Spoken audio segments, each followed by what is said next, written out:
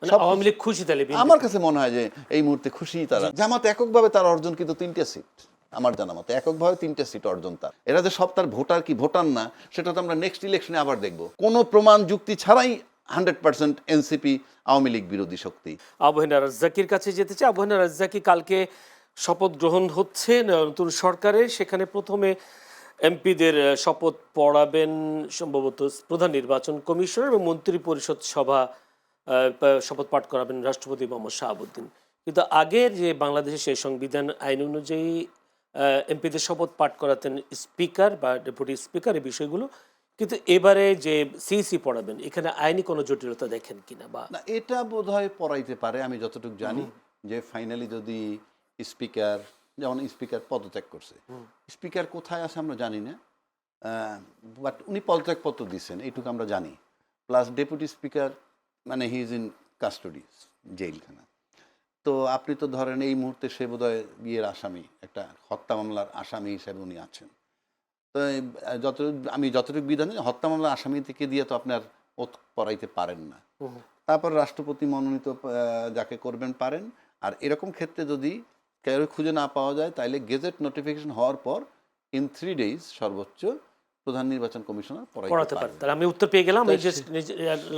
সেই হিসাবে কোনো অসুবিধা হচ্ছে না। আর দ্বিতীয় প্রশ্ন হচ্ছে, জামায়াতের ব্যাপারে একটা হাইব্রিড হচ্ছিল, তারা ক্ষমতায় যাচ্ছে, ফলাফল দেখা গেল কিন্তু উল্টো। জামাতের পরাজয়, এরকম পরাজয় হওয়ার কারণটা একটু বলবেন? কেউ কেউ বলছেন নারীদেরকে অসম্মান করা কিংবা ৭১কে স্বীকার না করা, এই বিষয়গুলো প্রভাব পড়েছে নির্বাচনে। না, আমি এবারের নির্বাচনে আমি উল্টোভাবে দেখতে যে আপনার এগুলোর জবাব আমি দিব। তার আগে যদি আপনি আসেন যে এবারের নির্বাচনে সবাই খুশি আমার কাছে মনে হয়। আমি যেখানে ভাই খুশি হতে পারেন না, ভাই খুশি হতে পারেন না, আমি ভাইকে সেটা একটু বোঝানোর চেষ্টা করি। উনি তো বলছেন যে দেশের মানুষ সংশয়ে ছিল, সন্দেহ ছিল, যেমন ধরেন আপনি নির্বাচন হবে। আমি একদম নিচের থেকে আসি, মানে ওই যে অন্যান্যরা পাইছে 8টা আসন, অন্যান্যরা তো খুঁজে পাবেন না, এই একটা ও একটা ওটা বাদ। তারপরে নিচের থেকে যদি আসি, এনসিপি পাইছে 6টা আসন।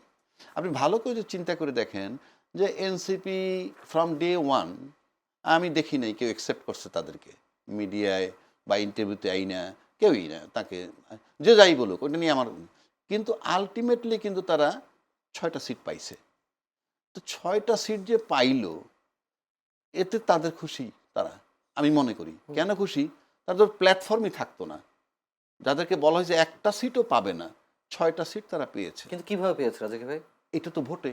আমি তো কাদের ভোটে? না না, আমি সাদা মাটা দেখলে তো ভোট। না, কাদের ভোটে? জুলাই চেতনার পক্ষে যারা। না, জামাতের ভোটে তো। না না, জামাতের এত ভোট নাই, সেটাই ব্যাখ্যা আসতেছে। জামাতের এত ভোট নাই। জামাত বরং এনসিপিকে নিয়ে, এনসিপির পক্ষে যে সেন্টিমেন্টটা কাজ করছে, জামাত গেইন করছে। এই কাজটা যদি বিএনপি করতো, আমার ব্যক্তিগত ওপিনিয়ন ভাই, আমি ধরেন শেখ হাসিনাকে সরাইছি, আমরা আন্দোলন করছি, সরাইছি, ভালো কথা, যাক। একটা আন্দোলন এরকম আর একটা আন্দোলন কিন্তু 15 বছর লাগতে পারে, এটা এভরিডে হয় না। তো সেক্ষেত্রে ওই শেখ হাসিনা চলে যাওয়ার পর কিন্তু ওরা আর ওই জায়গাটায় থাকতো না, যেটা আমরা মনে করি। আমরা বোধহয় এমন একটা শক্তি উত্থান হইতেছে, এই উত্থান বোধহয় দমানো যাবে না, ইত্যাদি ইত্যাদি।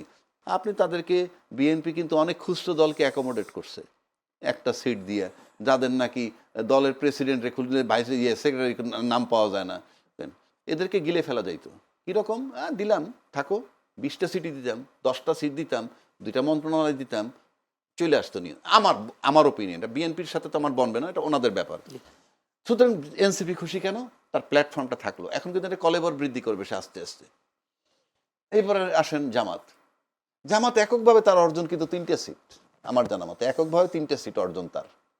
আর একবার 14টা পেয়েছে, একবার 18 পেয়েছে, সেটা বিএনপির সাথে একত্রে জোট করে মন্ত্রী হয়েছে 2জন। কাজে আমি এককভাবে যদি যাই ওই জায়গাটায়, 3টার কাছ থেকে যদি সে 66টা আসে, 3/22 68, তাহলে অলমোস্ট 3-23-69, প্রায় 23 গুণ। এটা তার জন্য বিরাট অর্জন। প্লাস 3টা কোথায়, কোন নির্বাচনে পেয়েছিল? তারা একক নির্বাচনে শেষ ভোটে কত পেয়েছে? 1900, তারা তো লাস্ট করে 2001-এ। 2008 তো জামাত করেনি, করেছে? হ্যাঁ, 2001-এ করলো না, 2008-এ 2001 একে করেছে। হ্যাঁ, আর 2008 ছিল না। তাহলে 2001-কে কয়টা পেয়েছে? 18টা। আপনি সেটা দিয়ে রেশিও টানবেন না, 3টা দিয়ে রেশিও টানবেন? না, সেটা তো বিএনপির সাথে জোট ছিল। ও আচ্ছা, আপনি ওই সেটা তো বিএনপির সাথে জোট ছিল, আমি সেটা বলছি। আচ্ছা, তাহলে তার বাড়ছে অলমোস্ট 23 গুণ। সে খুশি হবে না কেন? এবং তার ভোটার আমাদের 37.something ভোট পাইছে। এরা যে সব তার ভোটার কি ভোটার না, সেটা তো আমরা নেক্সট ইলেকশনে আবার দেখব, কিন্তু আজকে পর্যন্ত তো তাই। এখন তাহলে সেও খুশি, এবং সে একটা শক্ত বিরোধী দল হয়েছে। আচ্ছা, তারপর উচ্চ কক্ষ নিম্ন কক্ষ লড়াই হইতেছে। আলটিমেটলি যদি দলীয় স্থিরও করেন, তাহলে আমি জানি না কোনটা করবেন, গেল এটা, সে খুশি। আসেন তারপরে বিএনপি, কেন খুশি হবে না? বিএনপি তো আলটিমেটলি ক্ষমতায় গেছে, ক্ষমতায় যখন গেছে এটা খুশি হওয়ার কথাই। এবার আসেন আওয়ামী লীগ, কেন খুশি হবে না আওয়ামী লীগ? আওয়ামী লীগ তো এনসিপি আর জামাত যে জোয়ার উঠছিল ক্ষমতায় চলে যাবে, তারা ক্ষমতায় যাইতে পারে নাই, তারা অ্যাবসলিউটলি আওয়ামী বিরোধী শক্তি। এনসিপিকে তো আওয়ামী লীগের কোনো প্রমাণ যুক্তি ছাড়াই 100% এনসিপি আওয়ামী লীগ বিরোধী শক্তি। সুতরাং এতে শেখ হাসিনা খুশি। চতুর্থ খুশি কি? আওয়ামী লীগের আরও একটা খুশির ধাপ আছে, পুরা প্রশাসন তার 16 বছরে সাজাইছে, এমন কোনো সেক্টর নাই, পান্নাবাই উপর দিয়ে আমার যাই বলুক না কেন ভিতরে মানতে হবে, তার সাজানো ঘর সবকিছু 16টা না, আমি মানবো না কেন? আমি আওয়ামী লীগ নাকি? আমরা আওয়ামী লীগ হিসেবে বলছি না, আলোচক। যে সাজানো ঘর মানে কি?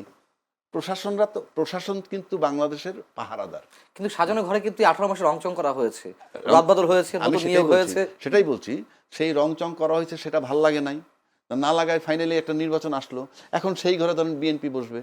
তাহলে আওয়ামী লীগের সাজানো ঘর, সেই প্রশাসন পাহারাদার, সেখানে আজকে বিএনপি বসছে, তো সেটাও তো তাদের জন্য সুখবর। কেন? যে বসছো তুমি এই ঘরে, পাহারাদার কিন্তু আমার। এগুলো তাদের কাছে সব, আওয়ামী লীগ খুশি তাহলে আমার কাছে মনে হয় যে এই মুহূর্তে খুশি তারা। এই সব দলই মোটা এইরকম একটা নির্বাচন আপনি মানে বাংলাদেশে কখনো ঘটে নাই। এখন বলতে সবাই খুশি, সবাই খুশি আমার কাছে মনে হয়, এবং এই নির্বাচনে সবাই খুশি, এই নির্বাচনে সবাই খুশি। এখন আপনি বলতে পারেন সেক্ষেত্রে তো ঐতিহাসিক বলা যায়। ঐতিহাসিক আমি বলবোই, সেটা যদি ব্যাখ্যা দেন আমি দিব। আমি ব্যর্থ, আমি বলছিলাম ইউনূস সাহেব একটা নিকৃষ্ট নির্বাচন দিবেন, আমি ক্ষমা চাচ্ছি, আমার গবেষণায় ভুল ছিল, উনি একটা উৎকৃষ্ট নির্বাচন দিছেন, কিন্তু কেন দিতে পারলেন যদি সুযোগ হয় বলবো। আচ্ছা, ধন্যবাদ আপনাকে। যদি মঞ্জুর আলম পান্না, আপনার কাছে একটা প্রশ্ন, যে আসলে উনি বলেছেন আসলে সব দল খুশি, আমরা তা দেখলামও, বিএনপি ক্ষমতায় এসে আওয়ামী লীগের রাজনীতি করার পথ সহজ হয়ে গেল কেমনটা মনে হচ্ছে। এই জন্য বলছি যে বিভিন্ন জায়গায় আওয়ামী লীগের কার্যালয়গুলো খোলা হচ্ছে, খুলে দিচ্ছে, জয় বাংলা স্লোগান দিচ্ছে, এবং বিএনপির নেতারা গিয়ে খুলেও দিচ্ছে এরকম। তাহলে কি বিএনপি ক্ষমতায় আসার কারণে আওয়ামী লীগের রাজনীতি করার পথটা সহজ হয়ে গেল কিনা? খুব স্বাভাবিক, খুব স্বাভাবিক, যেটি রাজ্জাকি ভাই বলেছেন, সেই কারণে আওয়ামী লীগ খুশি। অন্তত রাজ্জাকি ভাইয়ের এই পর্বের এই বক্তব্যে আমি সম্পূর্ণ একমত। সবাই খুশি, আমরা সবাই রাজা। এখন বিষয় হচ্ছে যে শুধু আওয়ামী লীগ, বিএনপি বা যার যা জায়গা থেকে খুশি তা না। দেখুন, এটি বাস্তবতা। বাংলাদেশের মানুষ যে দলই করুক না কেন, আমি সবসময় একটি কথা বলি, 80 থেকে 90% মানুষ মুক্তিযুদ্ধের চেতনায় বিশ্বাসী। সেই মানুষগুলোও খুশি। মানুষের মধ্যে তো একটা আতঙ্ক ছিল, একটা আশঙ্কা ছিল, অথবা আর একটা অংশের মধ্যে আশাবাদ ছিল, জামাত ক্ষমতায় চলে আসছে। ম্যাটিকুলাস ডিজাইন দিয়ে হোক, সেটা ইঞ্জিনিয়ারিং করে হোক বা মেকানিজম করে হোক, জামাত ক্ষমতায় চলে, অথবা ভোটের মাধ্যমে, মনে করেন যে কোনো একটা অংশ তারা বলছিল ভোটের মাধ্যমে জামাত চলে আসবে, তারা ঠিকই বলছিল, আবার আতঙ্কেও ছিল। আপনি নিশ্চয়ই, আমি আর কাউকে না দিয়ে উদাহরণ না দিই, আমি তো একজন সিটিজেন হিসেবে, একজন সাধারণ মানুষ হিসেবে, আমি তো চাই স্বাধীনতা বিরোধী কোনো শক্তি ক্ষমতায় না আসুক। হ্যাঁ, সেদিক থেকে আমিও খুশি, অন্তত এই জায়গা থেকে। গুড, সেটা তো বলছি, জি ভাই, সবাই খুশি, এটা তো বলতে হবে। তার কারণ এই যে স্বাধীনতা 54 বছর পর এসে এখনো এই যে এনসিপি, আমি সব নেতাদের কথা বলছি না, এনসিপির বিশেষ একটা অংশ অথবা জামাতের একটা অংশ, তারা মুক্তিযুদ্ধকে যেভাবে খাটো করেছে, এটা তো মেনে নেওয়া যায় না। এবং 18 মাস, জয়নুল আপনি বলুন, নিজেকে আদালতের কাঠগড়ায় দাঁড় করেন, মনে করেন যে সাক্ষ্য দেন, আপনি কি নিশ্চিন্তে থাকতে পেরেছেন? মানুষের জীবনের নাভিশ্বাস উঠেছে নিরাপত্তার দিক থেকে। নতুন যে মবতন্ত্র কায়েম হয়েছিল, যে মানে কখন কে মবের শিকার হবে কেউ বলতে পারছিল না, এবং এইগুলো কে ঘটিয়েছে? সবাই মিলেমিশে ঘটিয়েছে। জামাত ঘটিয়েছে, বিএনপি লোকেরা ঘটিয়েছে, এনসিপি ঘটিয়েছে। কি আশা করেন সামনে মবতন্ত্র হবে কি হবে না? কমবে তো বটেই, কমবে বটেই, মানে একেবারে যে বন্ধ হয়ে যাবে রাতে তা না, তবে অবশ্যই কমবে এবং একটা সময় বন্ধও হবে, এটুকু আশা করি। এবং তারেক রহমান যে আশাবাদ মানুষের মনে জাগাচ্ছে, মানে আমি তো প্রথমে বলেছি ব্রুট মেজরিটি অবশ্যই খারাপ দৃষ্টান্ত হয়ে আছে যুগে যুগে। এবারও যে খারাপ হবে না তা বলা যায় না, তবে আমরা আশা করতে পারি। তিনি তারেক রহমান সব বিরোধী দলের নেতাদের বাসায় গিয়ে গিয়ে দেখা করছেন, এটা নতুন সংস্কৃতি, অবশ্যই এটা ভালো উদ্যোগ। এবং আওয়ামী লীগের রাজনৈতিক কার্যালয় আপনি খোলার কথা বলেছেন, এটা তো আসার কথা। দেখুন এদের তো বাস্তবতা, আওয়ামী লীগের নেতাকর্মীরা যারা অন্যায় করেছে, অপরাধ করেছে, চুরি করেছে, বাটপারি করেছে, গুম করেছে, খুন করেছে, তাদের সবার বিচার আমরা চাই। কিন্তু একটা ইনস্টিটিউশন কেন বন্ধ রাখতে হবে, যেটা আজকে ভাই প্রথমে বলছিলেন, তো খুব স্বাভাবিক আমরা চাই।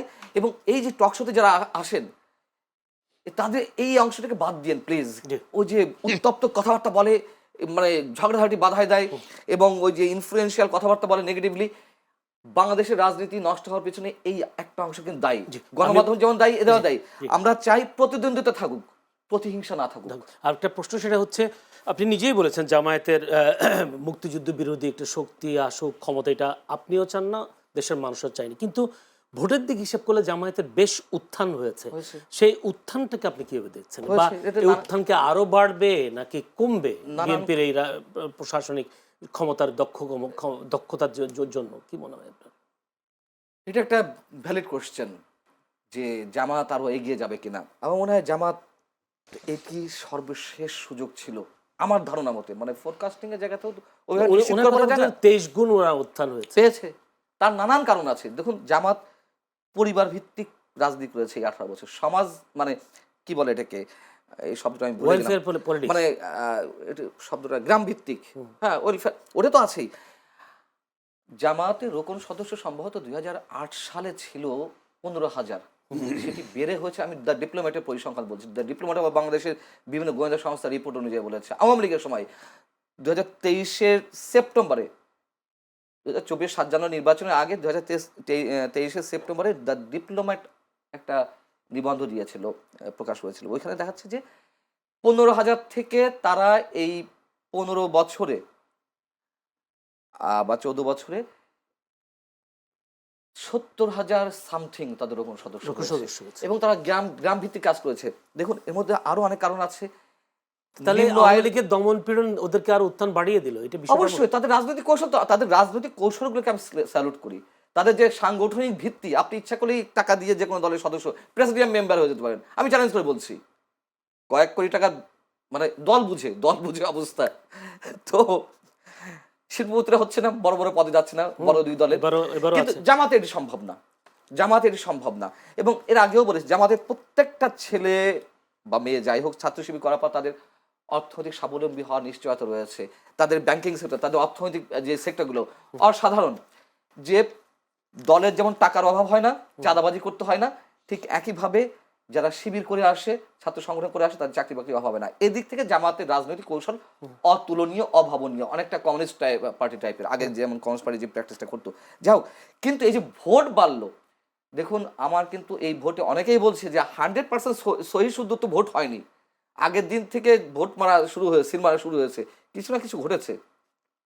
টিআইবি যে রিপোর্ট দিয়েছে আজকে, সেখানেও বলছে তুলনামূলকভাবে গ্রহণযোগ্য। তার মানে বলেনি কিন্তু 100% বা 90% বা 95% বলেনি, কিছু ঘটেছে। এবং এটি সত্য কথা, গ্রাম পর্যায়ে এবং নিম্ন আয়ের মানুষ, আমি নিরক্ষর বা অশিক্ষিত বলবো না, নিম্ন আয়ের মানুষের মধ্যে এবং গ্রাম পর্যায়ে জামাতের জনপ্রিয়তা বেড়েছে, এটাই বাস্তবতা।